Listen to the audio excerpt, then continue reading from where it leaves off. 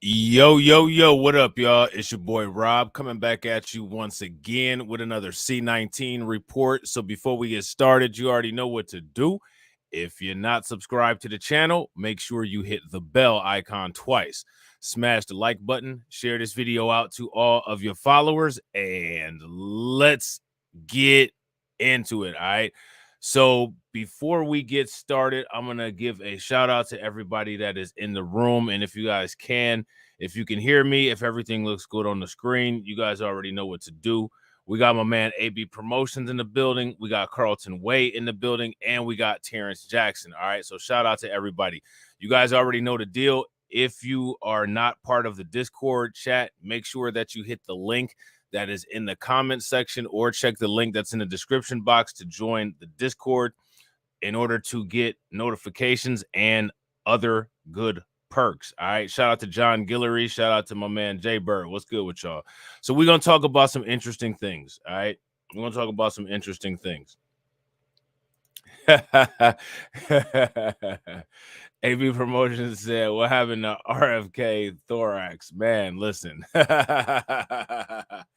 Listen.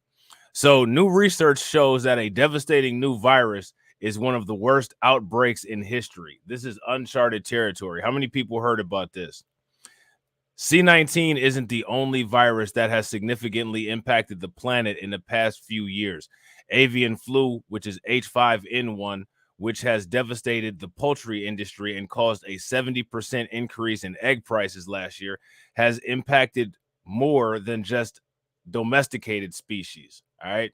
How many people knew that avian flu caused a 70% increase in egg prices last year? I wasn't aware of that. I did not know about that. That's a lot of money. You know what I'm saying? New research indicates that the flu, which has killed hundreds of thousands of wild birds, is one of the most devastating disease outbreaks in history. Vox reported that the disease has spread across 5 continents and hundreds of species, including endangered ones like the California condor, which classifies it as a panzootic, a pandemic among animals. All right. Avian flu typically causes death only among domesticated birds like ducks and chickens, killing up to 90% of the flock with an outbreak. But this time it's different. What we're seeing right now is uncharted territory. Andrew Ramley, a wildlife geneticist at the U.S. Geological Survey, told Vox, the biology of the virus has caused it to attack wild species and even mammals. So now my question is, if this is now attacking wild species and it's jumped to mammals, what could be next?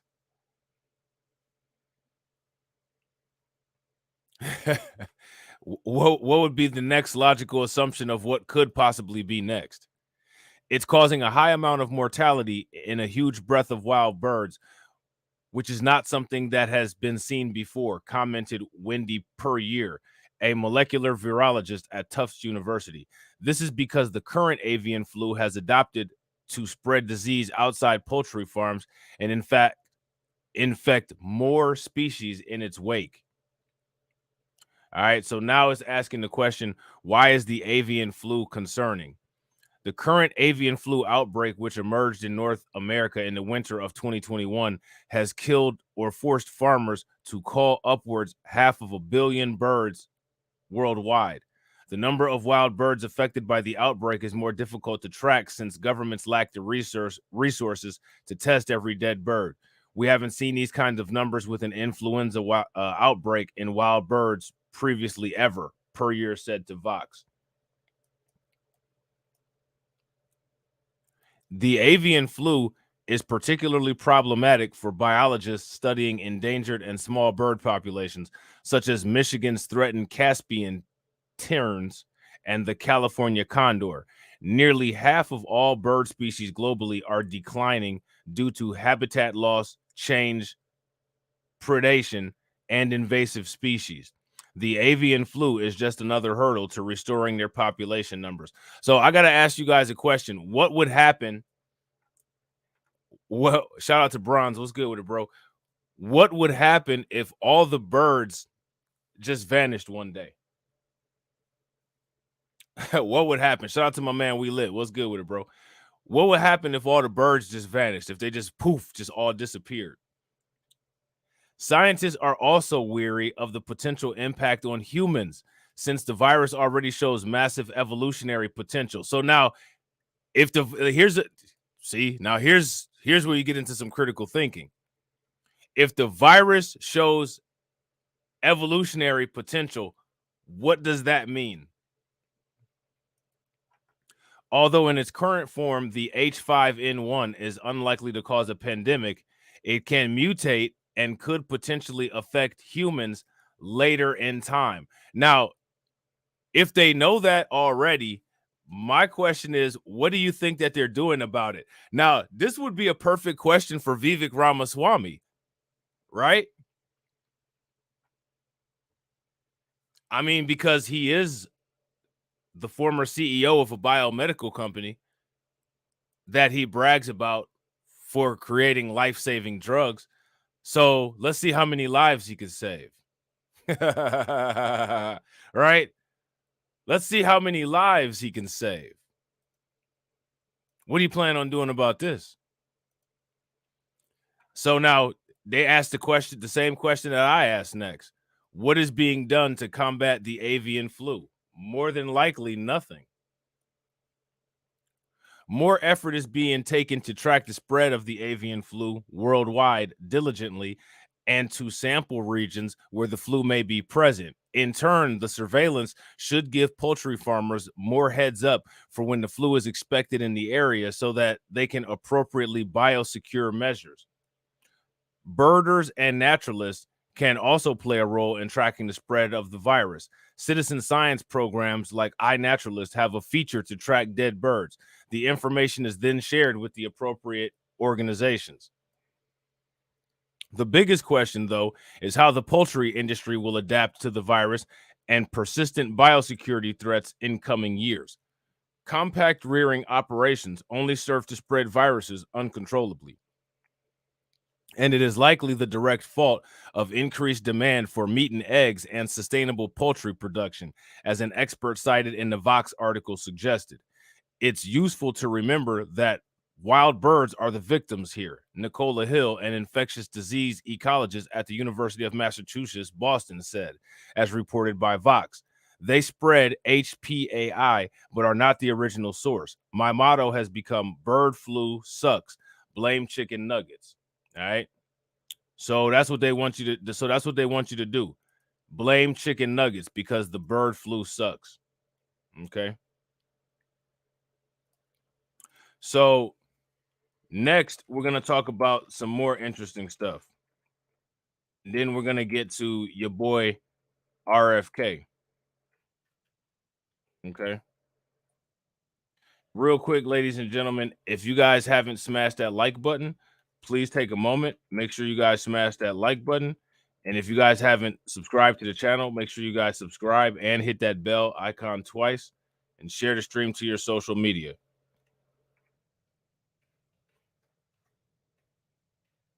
All right, let me see. Get this together real quick.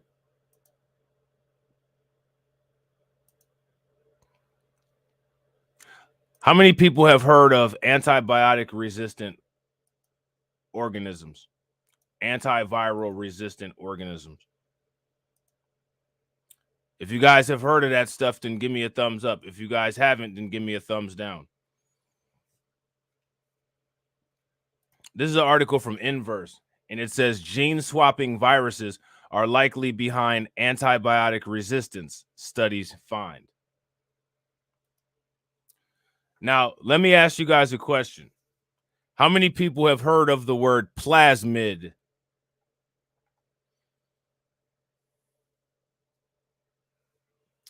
Have you heard of the word? Anybody heard of the word plasmid? Shout out to Freedom Queen. What's good with it, Freedom Queen? If you guys have heard of the word plasmid, give me a thumbs up. If you haven't, then give me a thumbs down. What's a plasmid? I need somebody to tell me what a plasmid is. So now here it says gene swapping viruses are likely behind antibiotic resistance, a study finds. There's a bromance of nightmares working where you least suspect it, on handrails, doorknobs, or even on your own skin. These innocuous places are meeting grounds for viruses and bacteria, a microscopic fight club of sorts, where the former train the latter to get better, stronger, and more resistant to our means of eradication. Okay. That's according to a study that was published on May 9th in the journal Nature Communications, where researchers at City University of Hong Kong uncover the first evidence of how viruses in man-made environments influence commingling bacteria.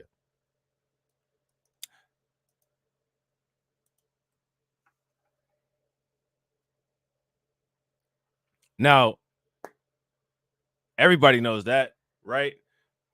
But apparently a study was necessary. They found that viruses, including those that are on bacteriophages, especially specifically infect bacteria and help their microscopic neighbors by passing on genes that help bacterium survive in nutrient-poor environments and maybe even confer antibiotic resistance. As more and more of the global population are living in urban areas, the importance of hygiene in man-made environments is growing, particularly indoor ones, as occupants inside are constantly exposed to diverse microorganisms, which have public health implications. Like what?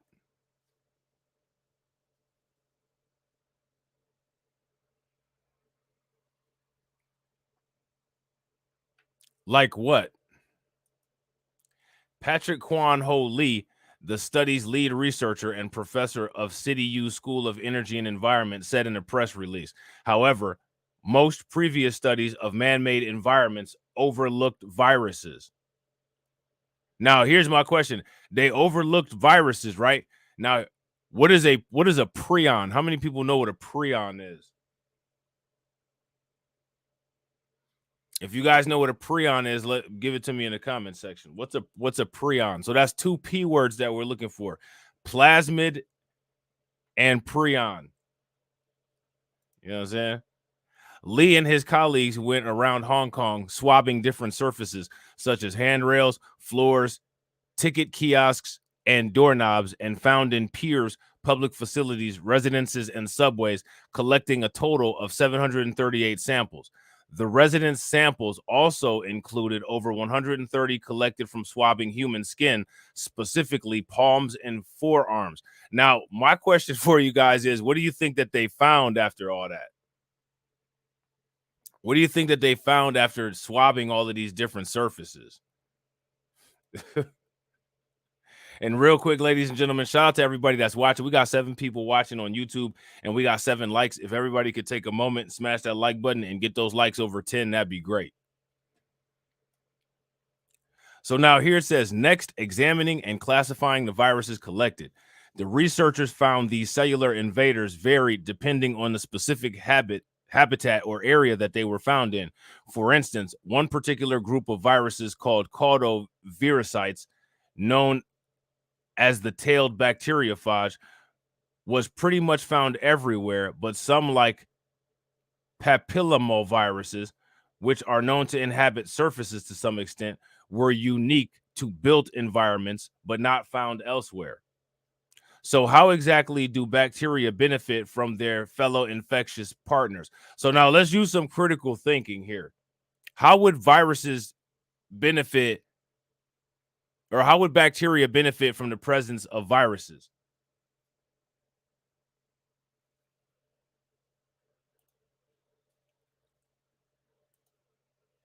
How would that work?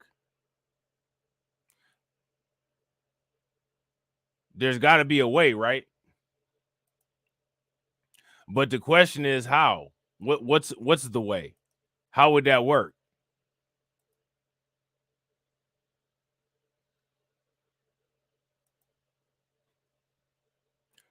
Here's my question for you guys.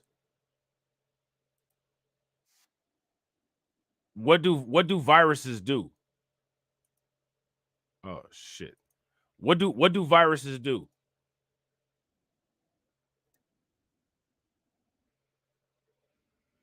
Let me see something real quick. There we go. All right, my bad, you guys. Manipulation of genes, right?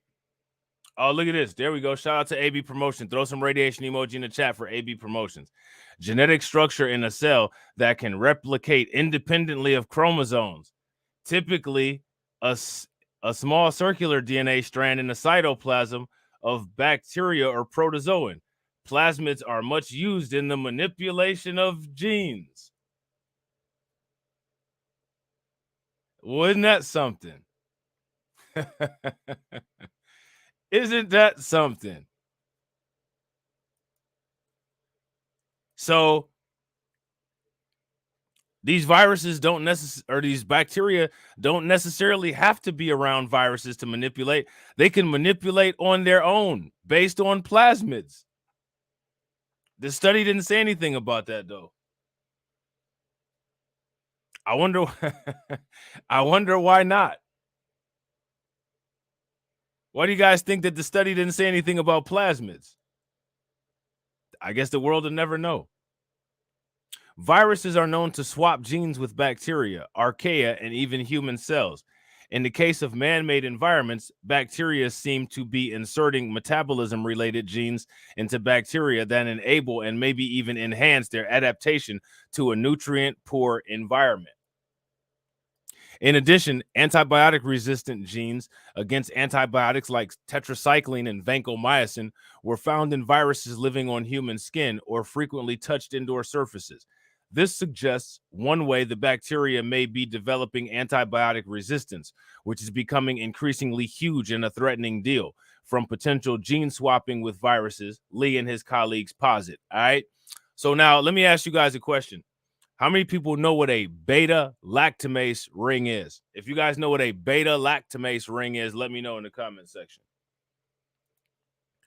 Our study shows that the diversity, composition, metabolic functions, and lifestyle of viruses vary depending on the conditions of each man-made environment, said Lee. Therefore, it is important to develop customized control strategies to minimize human exposure to harmful microorganisms and to better protect residents' health.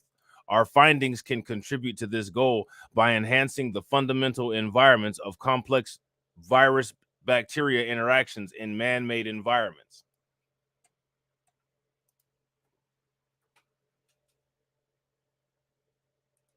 Facts. Shout out to my man Torian. Torian says, off topic, Rob, but happy Gavin Long Day to one of our fallen villains. Facts. So there's that. Minus the plasmids, right? Gene swapping viruses are likely behind antibiotic resistance, study finds. So now here's an even better question. How are the viruses swapping the genes? How are they doing it? How is that happening? See, that's an even better question, right? We could talk about it one of these days, but not today. We could talk about it one of these days, but not today. You know what I'm saying? We'll talk about it one day, I'm sure. So now we're going to look at this video about Dr. Fauci real quick. How many times have we talked about lab leak and lab leak theory? We talked about it many times on this channel, right? Well, it's still being discussed. Still being discussed. So we're going to see what they're talking about now. In the House Select Subcommittee on the coronavirus pandemic hearing on proximal origins that took place yesterday, Representative Jim Jordan questioned witness Dr. Christian Anderson, one of the authors of the proximal origin paper, on the possibility that COVID came from a lab leak. Let's watch. You guys don't know whether they were doing gain of function research or not. You think? So now here's my question. I want to know what you guys think in the comment section. Did C19 come from a lab leak? If you guys think that it did, give me a thumbs up. If you guys think that it did not, then give me a thumbs down. They weren't. I think they were. You think they weren't. But regardless of that, what they were doing there, what the biosafety level at that lab wasn't up to the code it should have been for the research they were doing. doing this type of research at BSL-2 using bat coronaviruses is commonly done at BSL-2. The lab work, the animal work, I should say, is done in BSL-3. Again, this is all What level available lab via would you want? If you're doing the research, Dr. Anderson or Dr. Gary, what level lab, what level would you want, 2 or 3? This would again typically be approved at biosafety level 2. However, as I said from the beginning, is that I believe, especially given everything we know based on how many of these coronaviruses we have, that this kind of work should in future via international regulations be done at BSL-3. It should be done at a higher level than it was done there. U.S. Right to Know reporter Emily Kopp tweeted this question that was posed to Anderson and Dr. Robert Gary, another author of the paper. Did you advise the intelligence community on their assessment of COVID's origins? Gary and Anderson both said yes, the FBI and CIA. Anderson also responded to allegations about Dr. Fauci's connection to the Proximal Origins paper. The claim that Dr. Fauci prompted the drafting of Proximal Origin to disprove the lab leak is not true. In an email to the journal Nature, I stated, prompted by... So now here's my question. When it comes to all of this speculation and all of this shade going on behind all of these ball droppings when it came to the pandemic, why is all of this stuff up for debate and why isn't there anybody in court yet? Does that make any sense? And real quick, ladies and gentlemen, shout out to everybody that's watching. We got 8 people watching and we got 13 likes. If everybody can hit that like button and get those likes over 20, that would be great. Jeremy Farrar, Tony Fauci, and Francis Collins, we have been working through much of the primarily genetic data to provide agnostic and scientifically informed hypotheses around the origin of the virus. There was no prompting to disprove or dismiss a potential lab leak.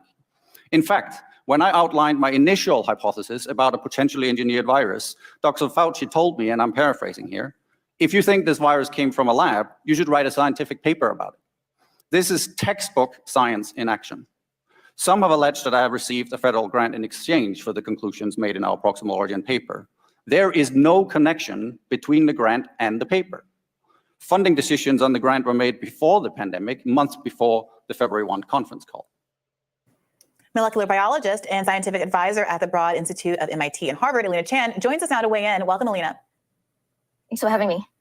All right, so take us through what you believe the biggest kind of admissions or bits of new information coming out of this hearing were yesterday. So this hearing did not tell us about the evidence that has led the FBI and the Department of Energy to assess that a lab origin is more likely than a natural origin.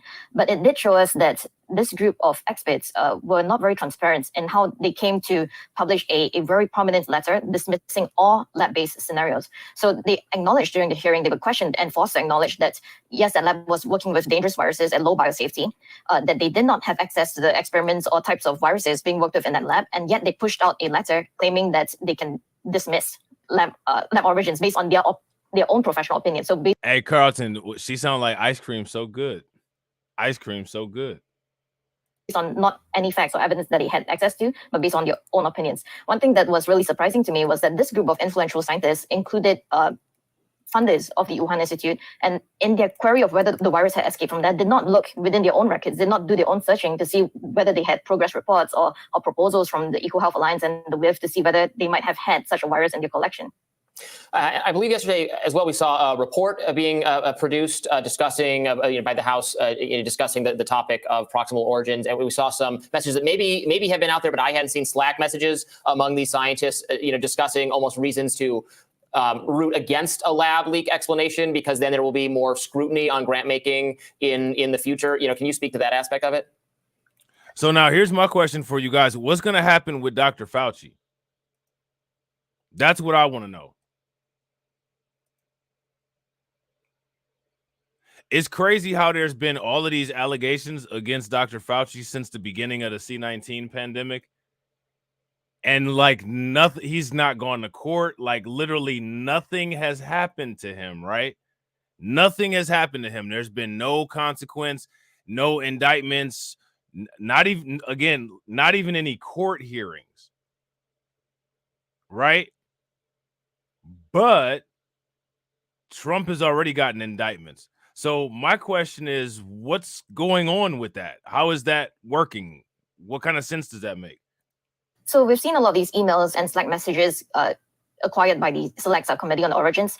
What they show is that even all the way till mid-February, these authors of proximal origin, they knew that they could not distinguish between an accidental lab escape and a natural virus jumping from an animal to a human in the market. But by the time they put out their letter, they had put in such a forceful statement saying that it's not plausible that this virus came from a lab.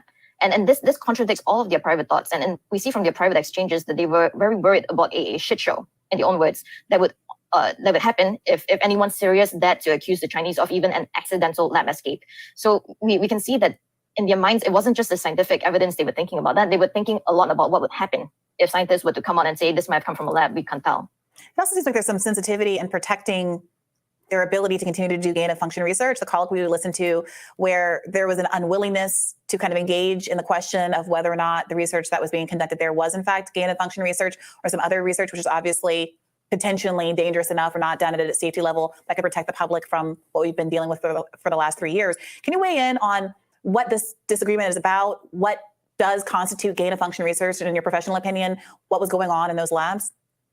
So we see from even their private Slack exchanges that these scientists were worried about these dangerous and risky virus experiments. They said it only takes one mistake for a virus to leak and cause outbreaks in people. But they found themselves in this difficult position of having talked in private to funders of the Wuhan Institute of Virology, to proponents of this gain of function research, who were very aggressively shutting down any notion of a lab origin. And so we see that the public and private thoughts were in conflict. And now the question is really, has the science changed at all? Has the science changed? And so now, how many people have been following this channel since I first made it? Do you guys remember all of the videos that I had to appeal to get put back on the channel because they removed all of the videos?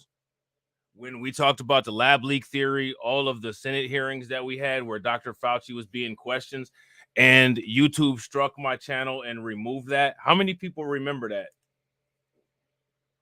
If you guys remember that, give me a thumbs up. If you guys don't remember that, give me a thumbs down. Have they been validated? And the answer is no. Actually, up to today, there's still no way to tell whether the virus came from a lab or from nature. So what I hope to see from this step on is future hearings dealing with more of the non-public evidence that's been gathered by the US government. So we heard at the hearing that there is non-public evidence that needs to be looked at. And I hope that will be the next step. Absolutely. That's what I thought, I expected and hoped, maybe naively, that we were getting a few weeks ago, when the law, obligating declassification and explanation of what the government has, that was bipartisan, signed by Biden. There was a deadline to release it. And instead, all we got was like another report, again, summarizing evidence we already know without explaining what caused the FBI and energy to make a different conclusion than other agencies. And I have to think, and I'm really curious for your opinion on this, something that would. So now here's my question. How he just now said FBI and energy. Do you guys remember the conclusions that the FBI and the Department of Energy came to when it came to their assessments of whether there was a lab leak or not? Do you guys remember that? If you guys remember, put it in the comment section. That has been reported by the Wall Street Journal and other places that points to lab leak origin is those scientists getting sick with COVID-like illness, much earlier than the wet market, et cetera. That one of those scientists has publicly denied that he got sick now. But if the U.S. government has intelligence or evidence that the Chinese government had this intelligence, obviously that would be such a significant, tipping the scales toward lab leak. Do you think that information, that is something the U.S. government does know that they haven't disclosed yet? Is that possibly what had led some of the agencies to make a different call? Based on what I have heard from others privately, I do think that those names are accurate. So I know that 2 of the 3 scientists have put up public denials and in fact claim that they never worked with live viruses. They're just the computer folks. But this is not true. If you go through the literature, you can tell that these scientists were the ones directly handling these live viruses, very similar to the pandemic virus. And so I hope that the intel agency can declassify more information and to engender more trust from the public in them. Because what we're seeing now is that the FBI and DOE have both assessed a lab origin more likely than not. They both have the strongest scientific expertise amongst all the intel agencies. So what exactly is the evidence that has led them to this conclusion? And I believe that quite a few key pieces of evidence are still not public, still not declassified. Well, it is interesting that witness, Anderson, says that he was part of the group that advised the FBI on what the origin was. And of course, the FBI came out saying that it was more likely than not that it was lab leak. What do you make? We were hoping, as Robbie pointed out, to get more insight into what made those government agencies come to that particular conclusion. But what do you make of the fact that there's this person here who's clearly implicated in a letter going the other direction, saying that it was natural origin, giving advice to an agency that ultimately chose to weigh in the other way?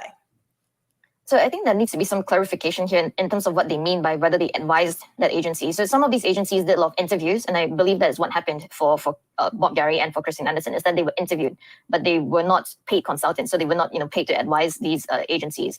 So what that means is that these agencies spoke at length to these scientists, interviewed them, tried to understand their arguments and what evidence they based their interpretations on, and saw all of that and still determined scientifically that this was not pointing towards a natural origin. So I think that the lack of the classification and so now just imagine everybody that ever discussed this topic, right? Everybody that ever discussed this topic. Many of us have been the victims of getting our channels struck.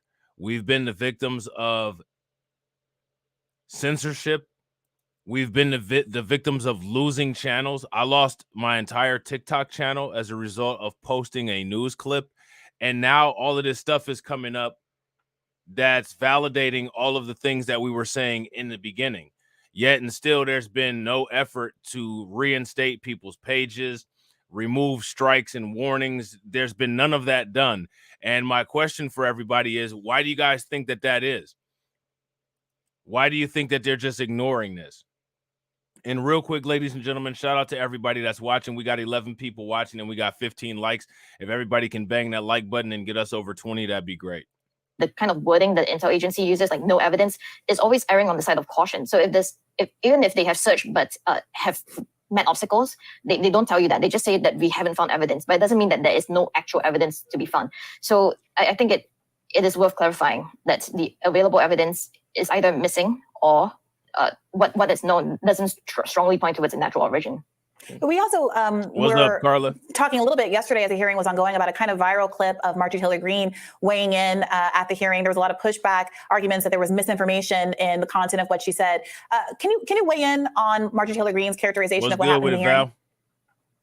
I think that there's certainly some errors in Greene's speech, and that's why I wish that more other scientists had been brought in to sort of balance out the proximal origin authors, to sort of counter them and point out where they've made missteps or where they are wrong in their statements. So from what I gather, her stance was that it's troubling that a bioweapons general was called in to head the Wuhan Institute during the crisis, and that there were very closely related viruses being worked with in the lab there, and that members of the IC do assess a lab origin as more likely. So I also think that these are notable. But again, it's difficult to say that this definitely points towards a lab origin. So what I think needs to be done now is doing a very systematic search within the US for communications, documents, research proposals, reports that could point us towards the origin of COVID-19, that could tell us about whether dangerous experiments had been done in Wuhan. Alina Chan, thank you so much for joining us to discuss the subject. We really appreciate it. Thanks. All right, so what do you guys think about that? Pretty wild, right? The more information that comes out that is kind of leading people to believe that there is, quote unquote, indeed a quote unquote lab leak, it just seems to not matter. A lot of mainstream media outlets don't seem to be really putting a big emphasis on that. Just like a lot of people aren't putting a big emphasis on this. How many people heard about this? And this right here is why the title of this stream is RFK Jr. said something that Kanye West, Kyrie Irving, and Ronald Dalton didn't say.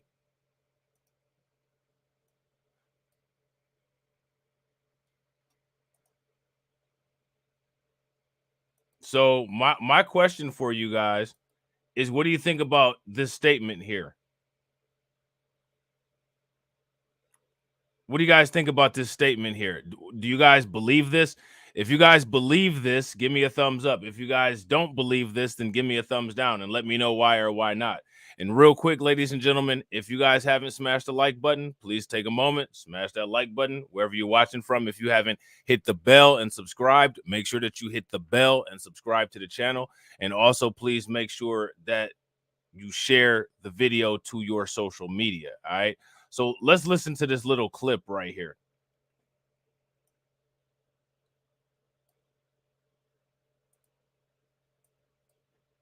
To talk about bioweapons. The level, I know a lot now about bioweapons because I've been doing a book on it for the past 2.5 years, and And the technology that we now have to develop these microbes, we've put hundreds of millions of dollars into ethnically targeted microbes. The Chinese have done the same thing. So now I think that that's an interesting admission, right? Did you guys hear what he said? If you guys heard what he said, put it in the comment section. That's kind of wild, isn't it? That's the stuff from conspiracy theories, right? Hundreds of millions of dollars into ethnically targeted microbes. Now, why are we doing that? And let's learn a little bit more about that, shall we? And we need to talk about bioweapons. I know a lot now about bioweapons because I've been doing a book on it for the Shout out to Lloyd Sky 9. What's good with it, bro? Years, and the technology that we now have to develop these microbes, we've put hundreds of millions of dollars into ethnically targeted microbes. The Chinese have done the same thing. In fact, COVID-19, there's an argument that it is ethnically targeted. COVID-19 attacked certain races disproportionately.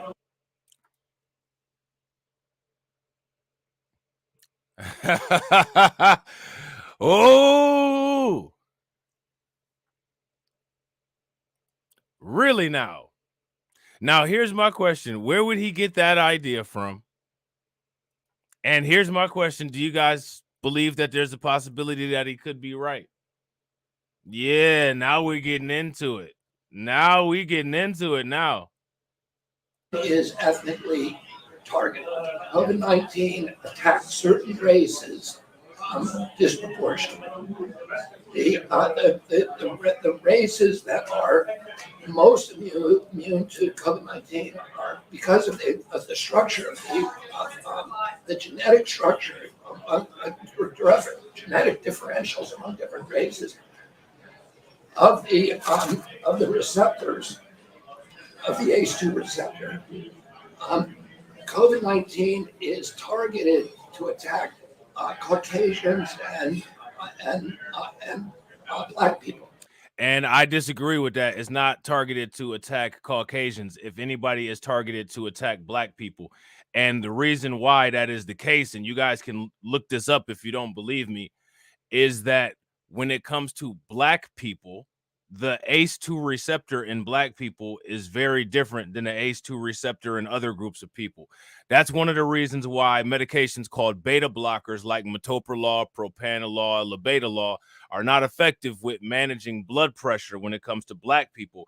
But medications called ACE inhibitors, which deal with the ACE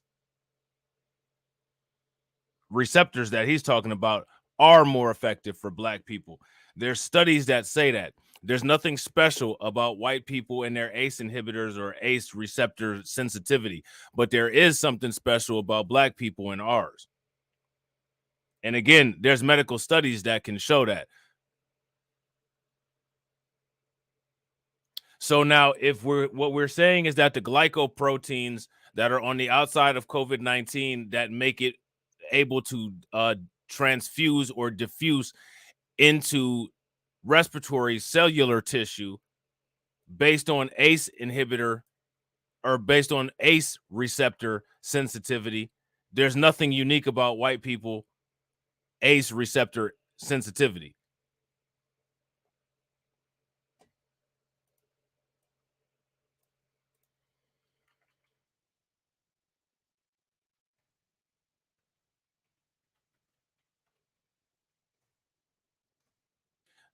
But what we're doing is we're going to play the we're all in it together as brothers game, and we're not all in it together as brothers. We're not all in anything together as anybody. We're all in a damn competition for survival is what we're in. And we didn't make it that way, but that's what we're in, so that's what we got to deal with. Race-based prescribing for Black people with high blood pressure shows no benefit. Study finds established guidelines may limit Black patients from receiving full range of appropriate medications for hypertension. All right. Now, this is a study from UCSF. Okay. So now here it says practice guidelines have long recommended that Black patients with high blood pressure and no comorbidities be treated initially with a thiazide diuretic or a calcium channel blocker instead of an angiotensin converting enzyme inhibitor, which is an ACE inhibitor, right? ACEI, or angiotensin receptor blocker, which is an ARB. By contrast, non-Black patients can be prescribed any of these medications regardless of comorbidities. While these guidelines were based on evidence from clinical-based trials, the interpretation of this evidence has come under scrutiny. And the thing is that we can go through all of these studies. There's multiple massive studies that show that Black people respond better to ACE inhibiting drugs. But again, what we have to do is we have to do the whole equalization thing and everybody's equal and we're all the same. But as we all know that that's not true, right? It's interesting how when it comes to a lot of these things, when white people try to make the attacks on Black people's IQ, then it's we're all different. But then when there's clear-cut biological differences across racial lines, we have to go back to simplifying and making it we're all in it together as brothers. How does that work?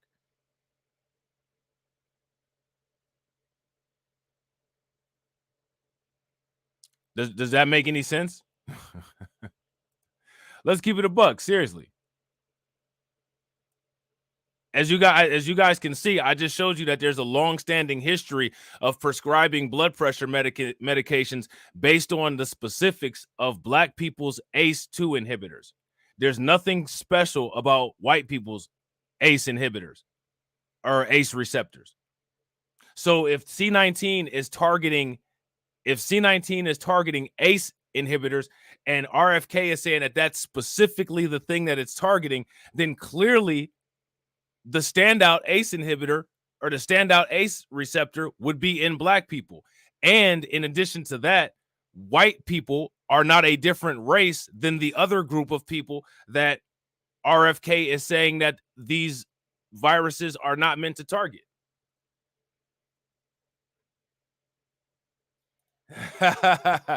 Torian said, but wait, Rob, I thought we were all equals as brothers and sisters in our Lord, in Christ, our Lord and Savior. That's hilarious. What I find interesting is I'm trying to figure out how somebody born in Bethlehem has any link to a European.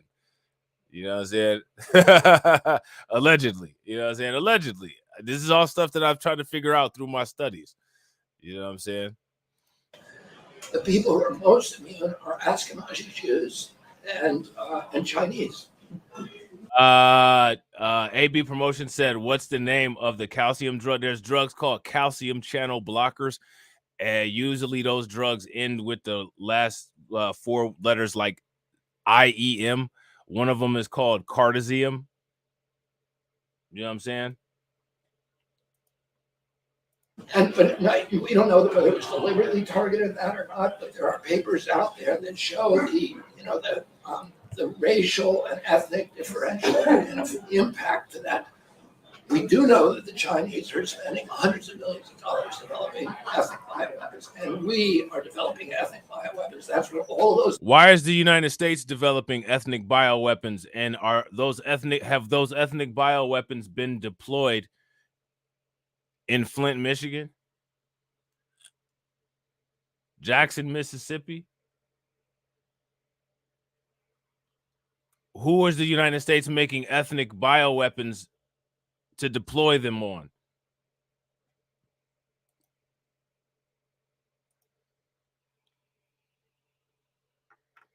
You guys think that that's a question worth finding the answer to?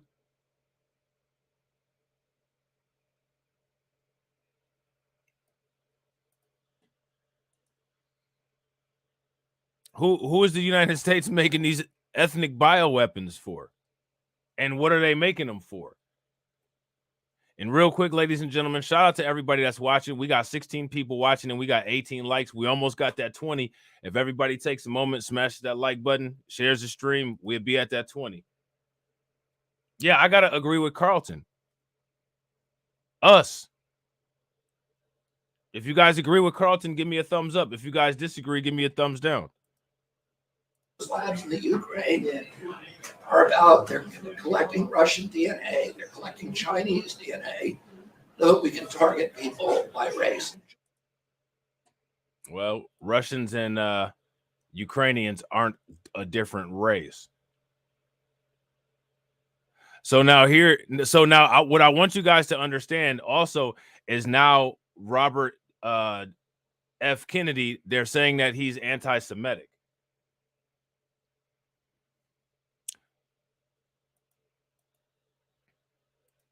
They're saying that Robert F. Kennedy is anti-Semitic.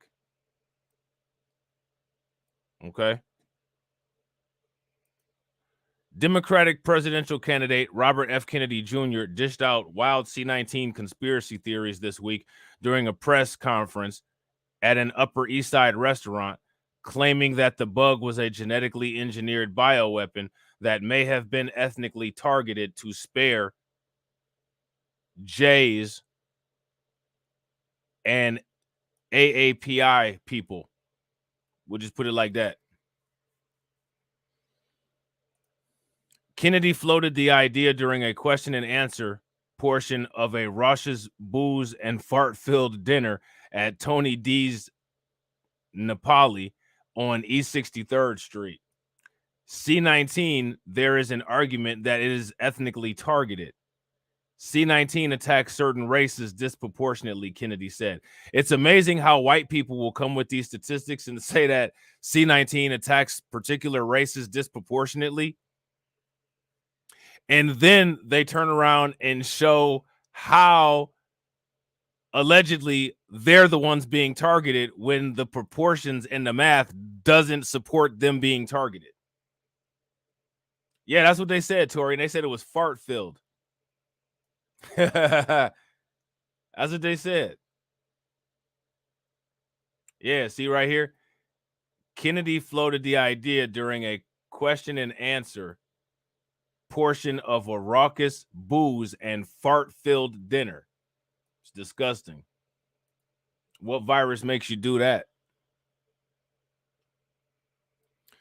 So now here it says, we don't know whether it was deliberately targeted or not, but there are papers out there that show the racial or ethnic differential impact, Kennedy hedged. Robert F. Kennedy held court for several hours at a beer and fart-filled dinner on the Upper East Side. I don't know why they put that in there. I don't know why they put that in there. They put that in there 3 times. Look, they put it right here too.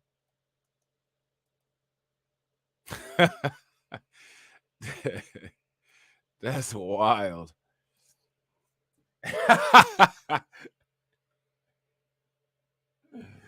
That's wild, man. That's wild. In between bites of linguine and clam sauce, Kennedy, who was 67, warned of more dire biological weapons in the pipeline with a 50% infection fatality rate that would make C19 look like a walk in the park. So now here's my thing. If he has this information, don't you guys think that it's something that everybody should be aware of? And shout out to Tark. What's good with it, bro? Don't you guys think that that's something that everybody should be aware of? I mean, that's pretty important, right? So why would you withhold information like that? You would think that somebody would want to be a whistleblower if they had that kind of information available.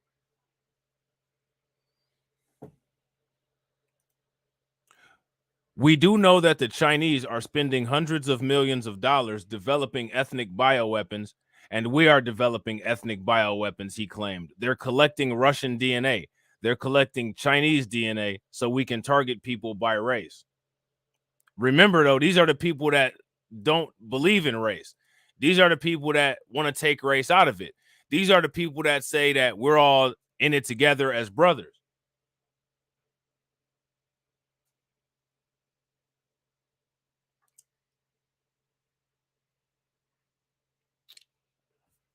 What do you guys think? There has been a growing consensus among U.S. intelligence agencies that C19 was man-made and escaped from a lab in Wuhan, China. Now, again, social media companies, however, haven't gone back and reinstated people's content that had discussions about that. Social media has continued to purge everybody's content that even dared to discuss that.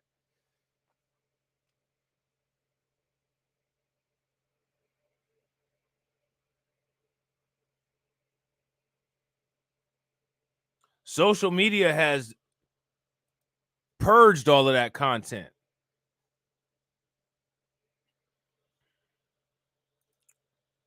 But there is no evidence that it was designed to spare certain religious groups or ethnicities. Now let me ask you guys a question. How do you genetically target a religious group? Let's ask that question. How does that work? Show me the codon that makes somebody a Christian. Show me the amino acids that create a Christian. What are they called? Give me the names of them.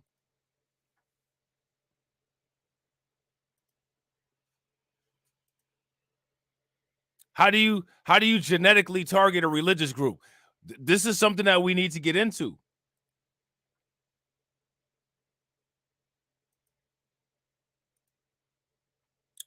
Kennedy offered no studies to support his claims. Kennedy's remark echoes well-worn anti-Semitic lecture blaming the Jays for emergence and spread of the C19, which began circulating online shortly after the pandemic broke out, according to the Center for Study of Contemporary European Jewry at University of Tel Aviv's 2021 Anti-Semitism Worldwide Report. Now, this is interesting, right? And honestly, I don't think that this 2021 Anti-Semitism report would be bad material to read. The only thing that's interesting about it is when I click on this link, I'm going to show you guys what I get.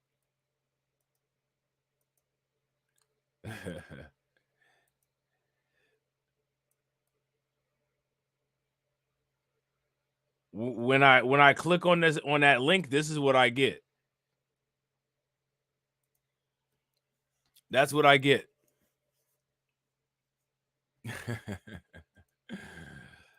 So there's that. You know what I'm saying? So we won't be checking that out anytime soon.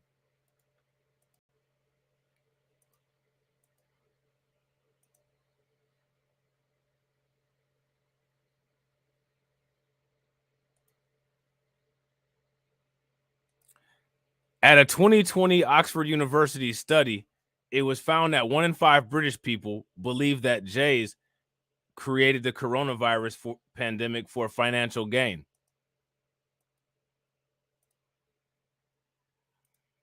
Did you guys know that? If you guys were aware of that, give me a thumbs up. If you guys weren't aware of that, then give me a thumbs down. No, said Dr. Monica Gandhi, professor of medicine and infectious disease at the University of California, San Francisco, and longtime critic of pandemic-related school closures. I don't see any evidence that there was any design or bioterrorism, that anyone tried to design something to knock off certain groups. J organizations blasted Kennedy for his remarks, but he's still allowed to use the bank, and Kanye West isn't. Let me ask you guys a question. Did Robert F. Kennedy get the Kanye West treatment?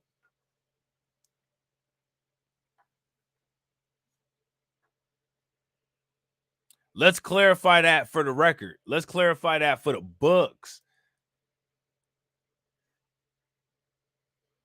Is Robert F. Kennedy still able to use his bank account?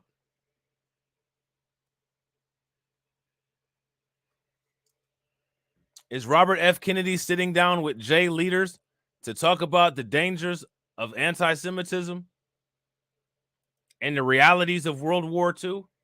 Is any of that happening for Robert F. Kennedy? So what that must mean is that these organizations don't really feel that Robert F. Kennedy is as much of a threat, allegedly, as Kanye West. Or either they have some kind of Schwarze bias towards Kanye West.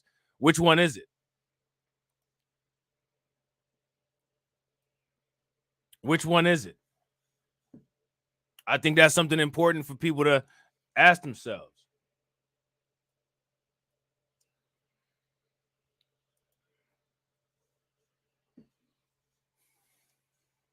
That's a fair question, isn't it? That's a pretty fair question, right? This is crazy, said Morton Klein, president of the right-leaning. Look at this, okay? Right-leaning. This is crazy, said Morton Klein, president of the right-leaning Z Organization of America. So that's interesting, right? It's a right-wing Z organization. Right-wingers allegedly oppose Z. It makes no sense that they would do that. I read everything. I was totally against the juice. I wanted to convince myself it was correct to not take it. I've never seen anything like this. Klein, who said that he'd been advising Kennedy on Israel issues, called him a good friend and said the remark left him worried. The son of former Attorney General Robert Kennedy and nephew of former President Kennedy has in the past palled around with the Nation of Islam leader and notorious anti-Semite Louis Farrakhan. There's no evidence that Louis Farrakhan is quote unquote anti-Semitic.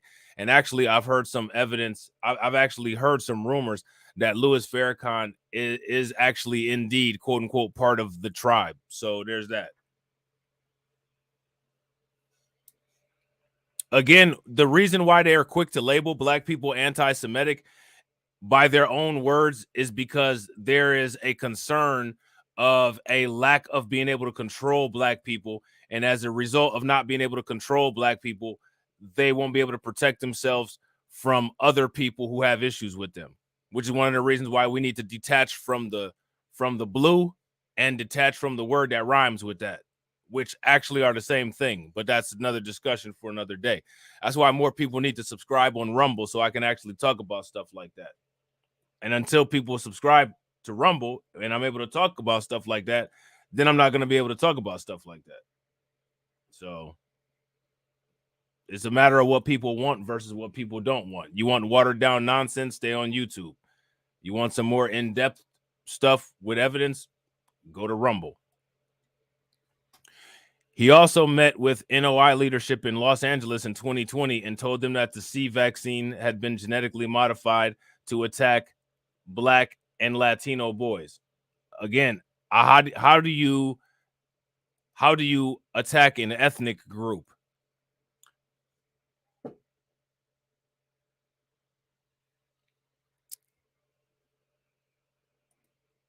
The left-leaning Anti-Defamation League went further, saying in a statement that the claim that C19 was a bioweapon created by the C or the J's to attack Caucasians and Black people is deeply offensive and feeds into the xenophobic anti-Semitic conspiracy theories about C19 that we have seen evolve over the last 3 years.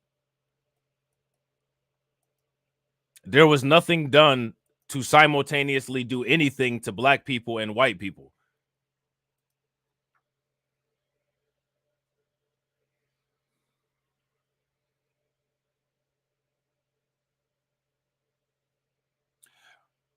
Bronze God was having the same problem with commenting on Rumble. And I think that's why a lot of people don't subscribe on or don't comment on Rumble, because I think that they might have issues commenting. You know what I'm saying? Because there's always about as many people watching on YouTube as there are watching on Rumble. But on Rumble, there's significantly less comments. And I think that's the reason why, is because I think a lot of the people have trouble commenting. I think they got some bugs with their comment feature.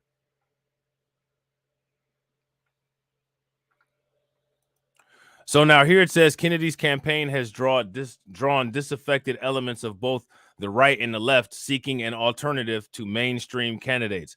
Polls have shown him garnering 20% support among primary voters.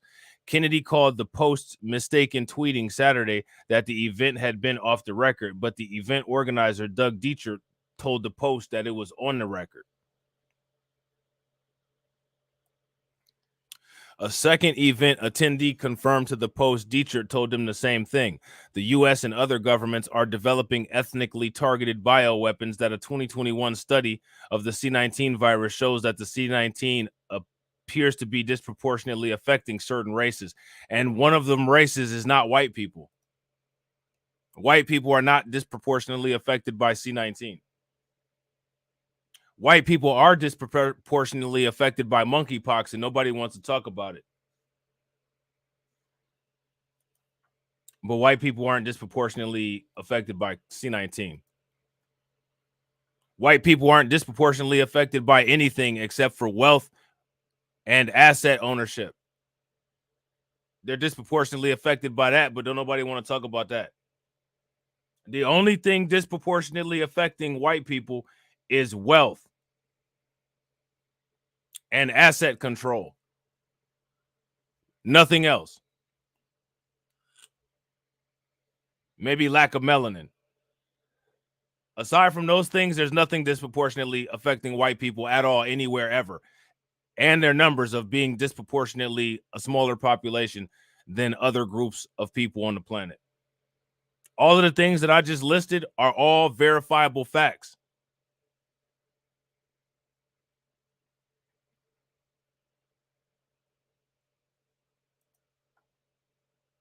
Here's my question for everybody. What did I just say that was false? Now, does that make me anti-white? Does that make me anti-Semitic? Does that make me anti-anything?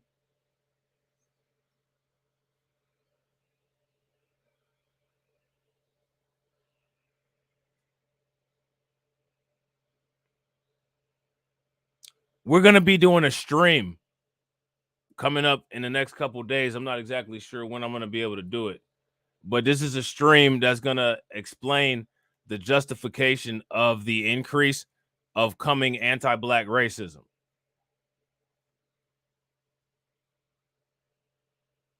From all groups of non-black people. You know what I'm saying? Kennedy tweeted, reiterating his remarks from the dinner, the Furin-Cleve docking site is most compatible with blacks and Caucasians. And again, that's not true. There's literally no evidence that says that. There's no evidence that says that. There's nothing similar to Caucasian and black genetics whatsoever. Now, there could be some.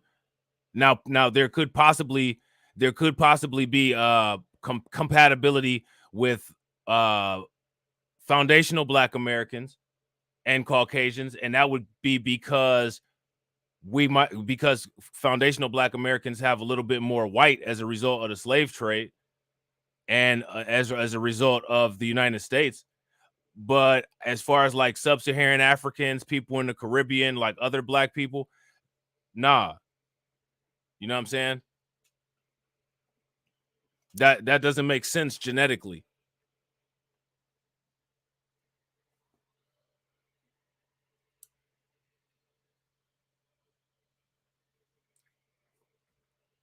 There is no genetic similarities other than the normal similarities that put us into the classification of being human between black people and white people.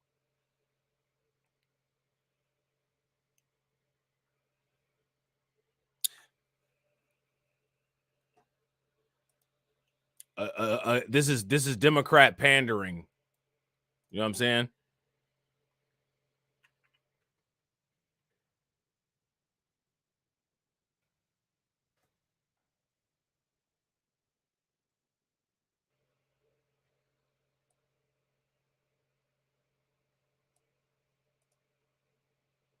I want to show you guys something real quick.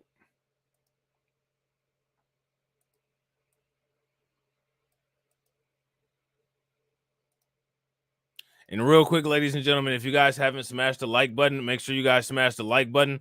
Also, if you guys haven't hit the bell, make sure you guys hit the bell. And if you're having issues with the notifications, make sure that you click the Discord link that's in the chat and join the Discord. Understanding African American and non-African American EGFR laboratory results. Why is there differences?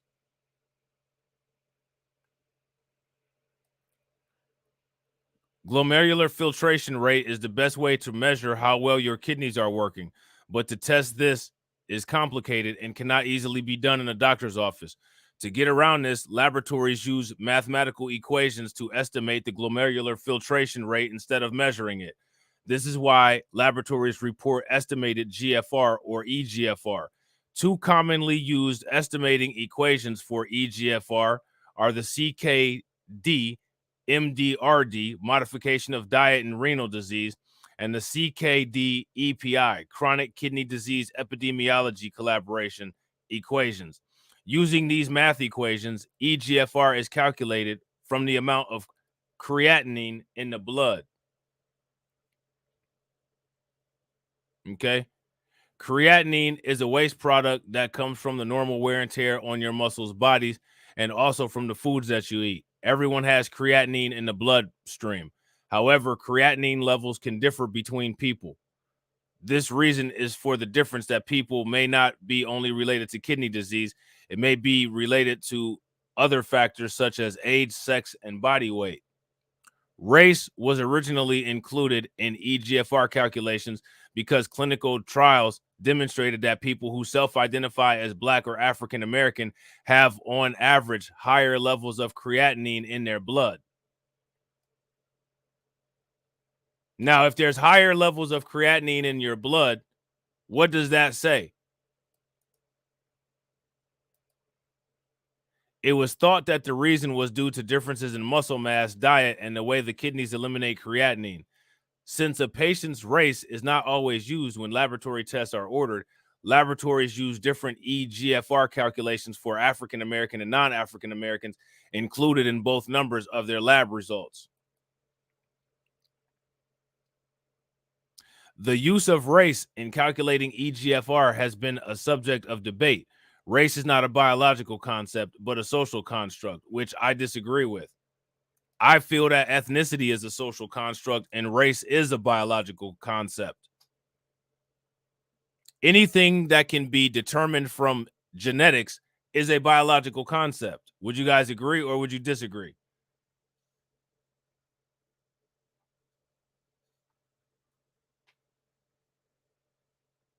If you guys agree, give me a thumbs up. If you guys disagree, give me a thumbs down. So again, I've just showed you guys evidence of two particular places where race does matter when it comes to quote unquote health care. Okay. Now, again, let's just make this clear for the record. Am I saying that anybody is better or worse than anybody else based on race? No. What I'm saying is that people are different.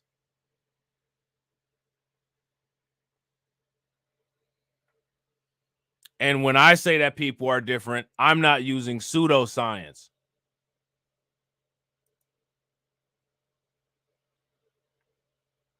Okay? We can go into other stuff, but what's the point? What's the point?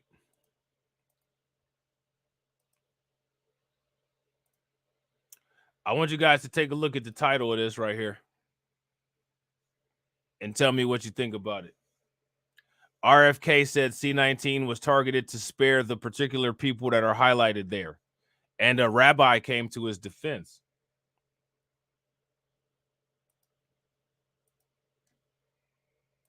What do you guys think about that?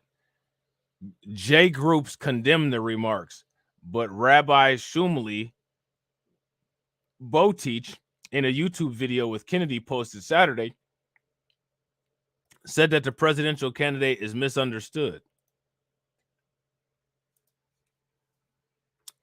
What do you guys think?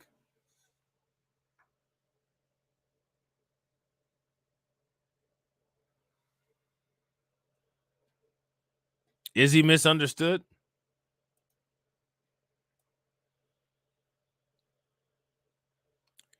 Robert F. Kennedy Jr., the political scion and presidential candidate, was condemned on Saturday for spewing anti-Semitism after claiming that C19 was an ethnically targeted bioweapon that spared Jays and Chinese people.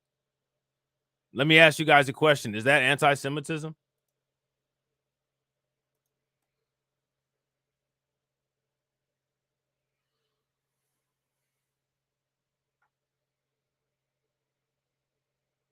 What is that?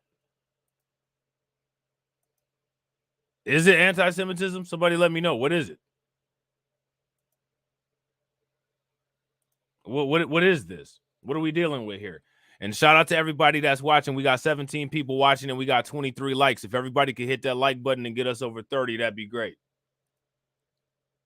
RFK Jr., the challenger to President Joe Biden for the Democratic presidential nomination in 2024, is a juice skeptic who has, quote unquote, associated himself with conspiracy theorists. Like who?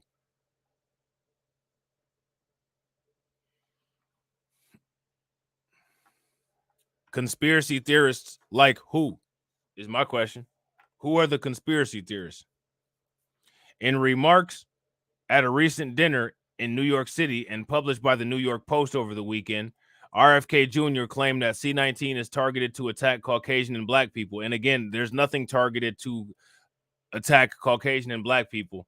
The only thing that Caucasian people are infected with is extra amounts of money in their bank accounts and overly subscribed YouTube channels. Black people are attacked by the police, by diseases, by natural disasters, and by Republican-funded chemical spills in their cities.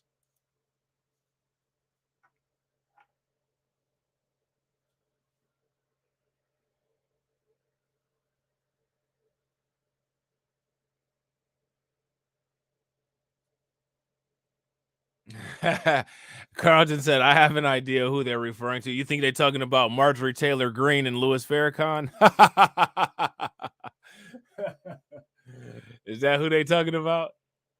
Or are they talking about ice cream so good? Ice cream so good. Is that who they talking about? Who they talking about?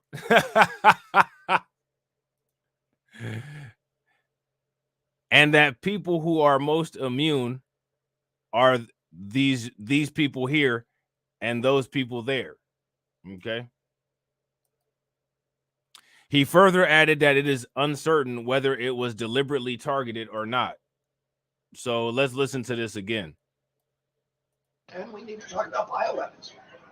The level, I know a lot now about bioweapons because I've been doing a book on it for the past 2.5 years, and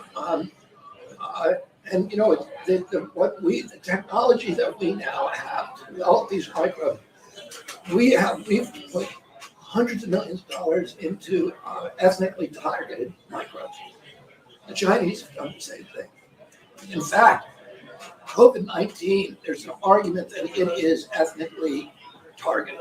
COVID-19 attacks certain races disproportionately. The races that are most immune to COVID-19 are because of the structure of the genetic structure of genetic differentials among different races of the receptors of the ACE2 receptor. COVID-19 is targeted to attack Caucasians and Black people.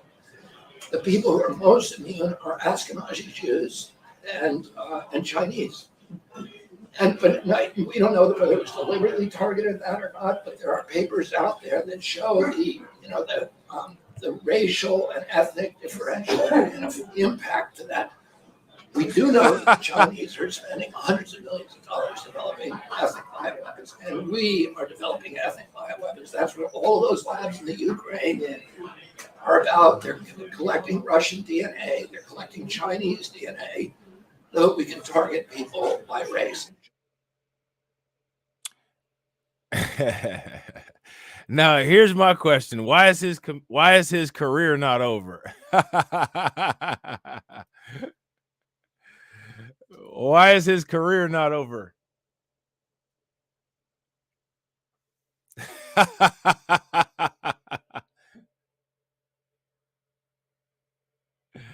Yeah, I gotta agree with Carlton. RFK is trying to get that non-Maury vote. Facts. If you guys agree, give me a thumbs up. If y'all disagree, give me a thumbs down. DJ Elmo said, thing is, the article Live Science said is that the Jays are genetically European, hence they are classified as white. Exactly. Exactly, especially that specific group that he mentioned.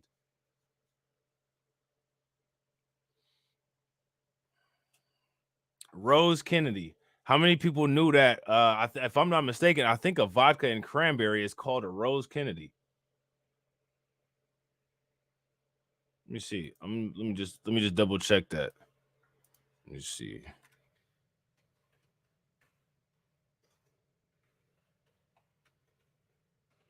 Let me see. Yeah. Yeah, vodka and cranberry is called a Rose Kennedy. It is named after JFK's mom. And I know because that's one of my favorite that's one of my favorite drinks. You know what I'm saying? Rose Kennedy cocktail. Rose Kennedy cocktail, also commonly known as VSS, vodka soda splash, is a cocktail in popular mid-Atlantic and northeastern United States. It consists of varying amounts of vodka and club soda with a splash of cranberry juice for color and taste. The cocktail was typically garnished with a lime wedge and is based on the Cape Cod and named after Rose Kennedy, the matriarch of the Kennedy family of Cape Cod and the mother of President John F. Kennedy from Massachusetts.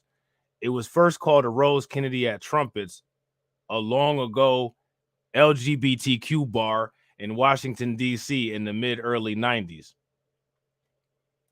So what y'all think about that?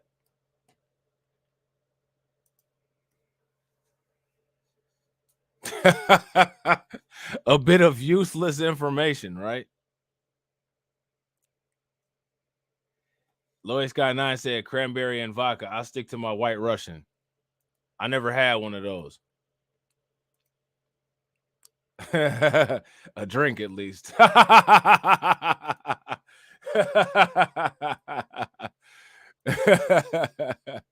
That's hilarious. Shout out to Mama Zeke. I never had a White Russian drink. What's in a White Russian drink? You know what I'm saying? I've heard of a Black Russian. DJ Elmo said, I stick to my ginger kombucha. That sounds healthy, DJ Elmo. That sounds a lot better than the stuff that I drink. That sounds a lot better than the stuff that I drink. You know what I'm saying? Health-wise, that is. But see, for some people, you know, health is a state of mind. For other people, you know, health is physical. So, you know, different strokes for different folks, right? Okay, shout out to Mama Zeke. Mama Zeke said, I'll stick to my bourbon sour. Hey, bourbon ain't bad. I ain't gonna lie, bourbon is not bad. It's not bad. Coffee, liquor, vodka, and cream. Okay. All right, that's what's up. We're gonna have to we're gonna have to have a we're gonna have to have a black light drinking party one of these days. AB Promotion said, I'm a screwdriver guy. I used to be. I only drink champagne. Do you put the champagne in the Fruity Pebbles like True Life? Shout out to the Lower East Side. Yeah, you know what I'm saying? If you put the champagne in the Fruity Pebbles like True Life do. I saw somebody on YouTube with a username of champagne and cereal. I was like, yo, that's wild. You know what I'm saying? People don't even know who came up with that first. That was True Life. Shout out to True Life. You know what I'm saying? True Life, one of the real Latino rappers that hold it down. You know what I'm saying? True Life, one of the real Latino rappers that hold it down. You know what I'm saying? One of the real cats. Shout out to True Life. Shout out to Saigon. You know what I'm saying? So now here it says major J groups, including the Anti-Defamation League and the American J Committee, condemned RFK's remarks. We condemn you. You think they all had on like those bishop hats and the robes and they were all pointing the scepters all at the same time. Yeah, True Life got that. True Life got that. True Life funny, bro. True Life was ahead of his time. Like, man, True Life was so ahead of his time, bro. So ahead of his time. He was like Roscoe Dash. Roscoe Dash, another dude. So it's almost tragic how ahead of their time Roscoe Dash and True Life were. It's tragic. Because if they was like 5 years late, they'd have blown up. But they was too advanced with it. You know what I'm saying? They was too advanced with it. You know what I'm saying? So now here it says major J groups, including the Anti-Defamation League and the American J Committee, condemned RFK Jr.'s remarks, saying that it fuels anti-Semitic conspiracy theories related to C19 and stereotypes that falsely claim that Jays protected themselves from diseases. Last time I checked, most people attempt to protect themselves from diseases. So I don't know how that would be like an anti-Semitic claim, but okay.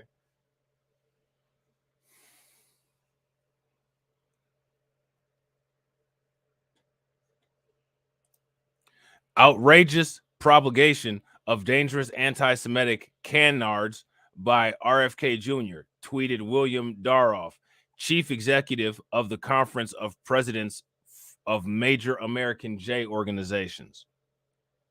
House Minority Leader Hakeem Jeffries called it a disgusting use of vile anti-Semitic trope and unhinged xenophobic conspiracy theory that should be uniformly condemned. What I need people to start doing is I need these people to start jumping out of a window for anti-Black talk.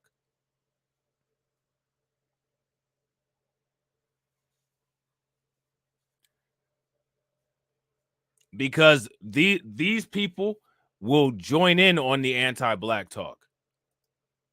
These people are allies of anti-Blackness, right?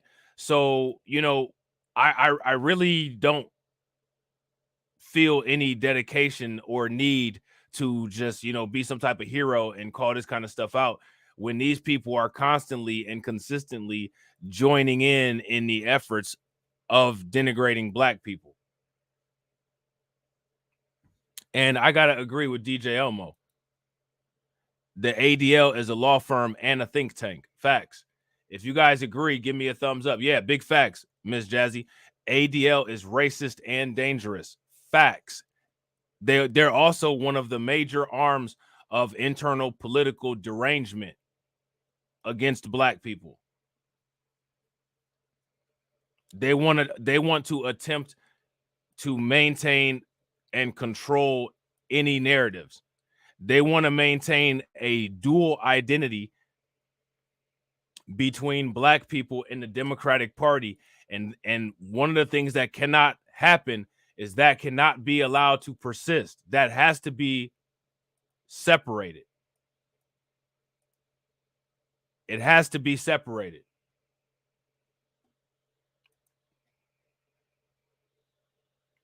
Separation from the Democratic Party is imperative, if you ask me, because separation from the Democratic Party is indicative of separation from other things. Would you guys agree? If you guys agree, give me a thumbs up. If you guys disagree, give me a thumbs down. Separation from the Democratic Party is imperative. And one of the reasons why it's imperative is because separation from the Democratic Party implies separation from other things. And you guys know what I'm talking about when I say other things. When I say other things, what am I talking about? What are the other things that I'm talking about?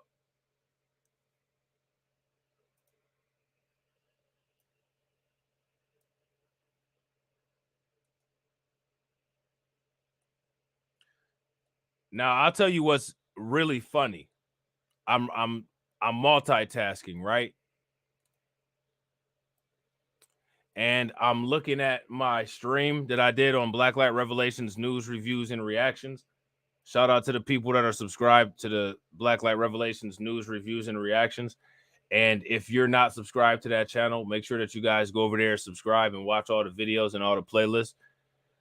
But there's people that are big mad about my comments and commentary about Vivek Ramaswamy, but for some reason they're not able to post any comments debunking anything that I said.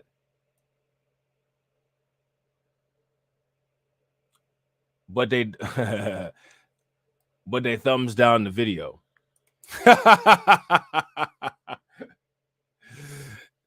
They thumbs down the video because they're angry.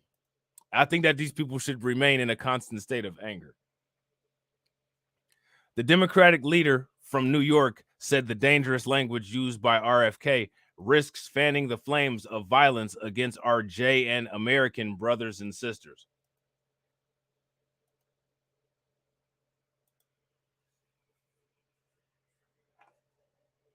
Well, both of those groups have hate crime bills, right? Both of those communities listed have hate crime protections, right? Is that a true statement? Or is that a false statement? Is that an anti-Semitic statement? And let's not forget, right, that allegedly what we're supposed to be outraged about here is this anti-Semitism. But there was anti-Asian tropes in this as well. And notice how they are not mentioning anything about anti-Asian. We're going to take all the pity and sympathy for ourselves. Give me that pity and that sympathy back.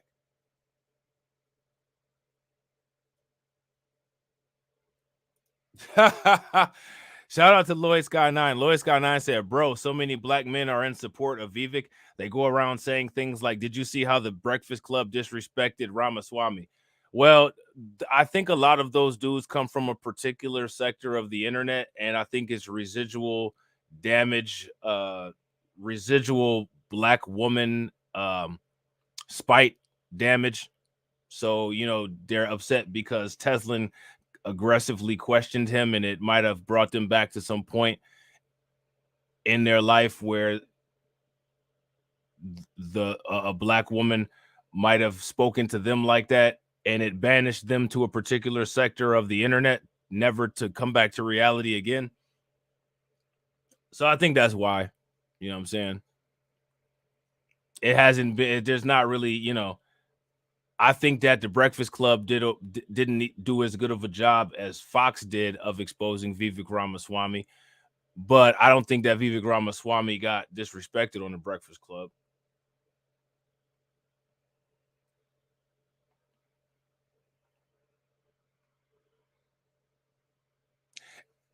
There's a pattern that you see, sadly, with a lot of black men. You know what I'm saying?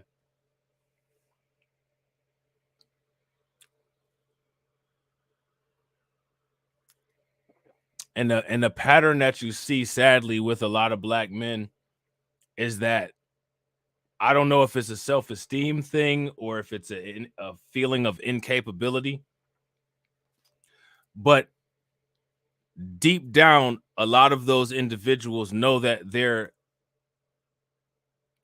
intellectually incapable of any kind of competition with anybody. So instead of intellectually competing to be correct and to be right and to be on the right side of history, they bow out and bend over to look as if to look like they're a soldier for the other side. You know what I'm saying? You see that a lot. And it's because they're cowards. They were raised cowards, and they came from a lineage of cowards. These are the people that brag about their fathers, which they may have had a father in their home, but their father was a coward. You know what I'm saying?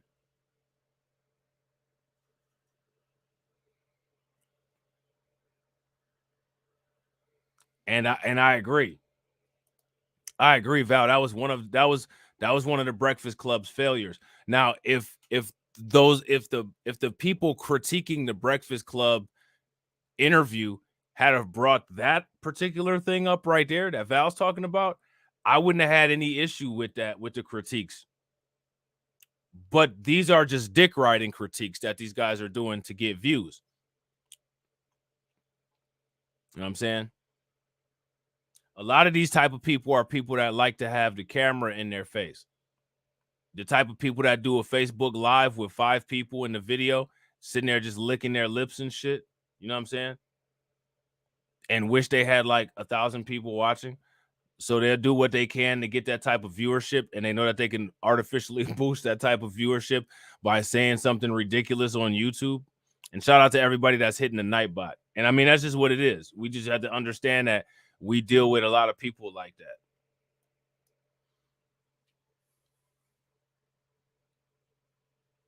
We just got to make sure that those kind of people, the production of them stops. That's all. You know what I'm saying? Shut down the factory, right? So now here it says RFK Jr., who is 69, the son of former U.S. Attorney General Robert Kennedy and nephew of late President John F. Kennedy, later denied that he suggested that the deadly virus cost the lives of millions around the world was targeted to spare Jays. So let's see what this is talking about here. Hi, everyone. I'm in Zagreb, Croatia, where I addressed the Jewish community here in Zagreb over the Sabbath. I was very honored to do so, and especially at the Chabad House of Croatia. The community here was decimated during the Holocaust. 80% of Croatian Jews were murdered, and therefore it was such an honor to see the rebirth of Jewishness. I don't answer the phone on the Sabbath. I saw that my phone was exploding with messages, ding, ding, ding, over the Sabbath. I could not answer it. When Shabbat ended, about an hour ago, obviously I'm in the European time zone, 6 hours ahead of the United States of Eastern Seaboard time, I saw that the reason I was getting these messages is that my good friend Robert Kennedy Jr. was quoted by various publications as allegedly saying the COVID-19 vaccine was a bioweapon that was engineered to specifically to move away, not target Ashkenazi Jews and African Americans. I'm sorry, Ashkenazi Jews and the Chinese. And I saw that Jewish groups started condemning him as an anti-Semite yet again. The ADL, the American Jewish Congress, etc. Now, I know Bobby Kennedy. I know he's not an anti-Semite. I called him up immediately. I reached him. He's on the line with me now. Bobby, let's first and foremost, before we address this controversy, I want to talk about you and the Jewish community. I want to frame this conversation. You and I had a long conversation about Israel. The next day you came with me. So now check this out, guys. This video right here is 36 minutes long. Okay. And now what I can do is we could do a separate review on this video.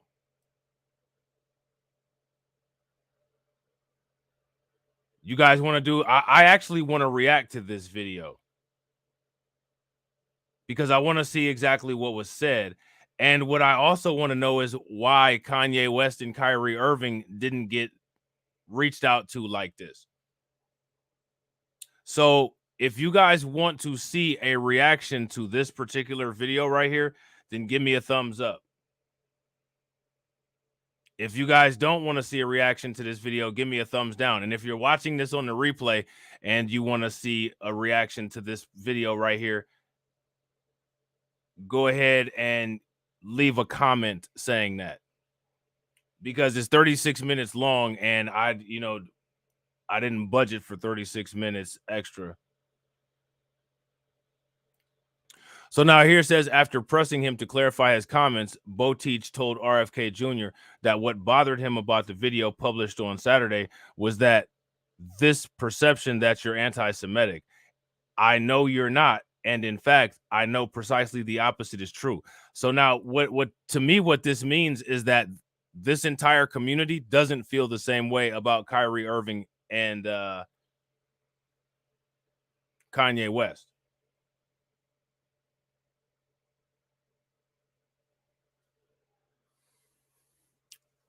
And I think that that's something that should be noted. I think that that's very important to pay attention to, because these are politics, and this is how politics work. They're going to utilize their value chain to get their reputable guy out in front of this situation with Robert Kennedy to do damage control, to make him still acceptable and palatable to their community. Notice they saw no value in Kanye West or Kyrie Irving to do that for them. Shout out to Lehman Lucas. Ice cream so good. You know what I'm saying? Ice cream so good.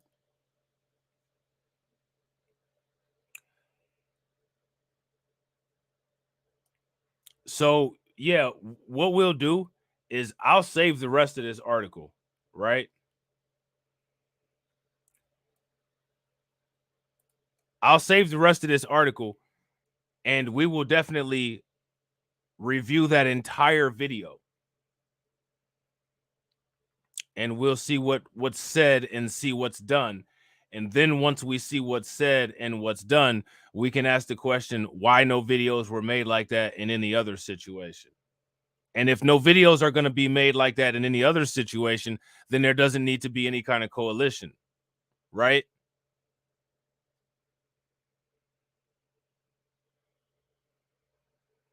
Just food for thought. So with that being said, ladies and gentlemen, I hope you guys enjoyed the stream. If you're not subscribed to the channel, make sure you hit the bell icon twice, smash the like button, share the stream to your social media, leave lots of comments after the stream. Also, make sure that you subscribe to the Discord by hitting the link in the chat. Check your boy out on Rumble and Twitch, and I will catch you all on the next video. All right? Peace.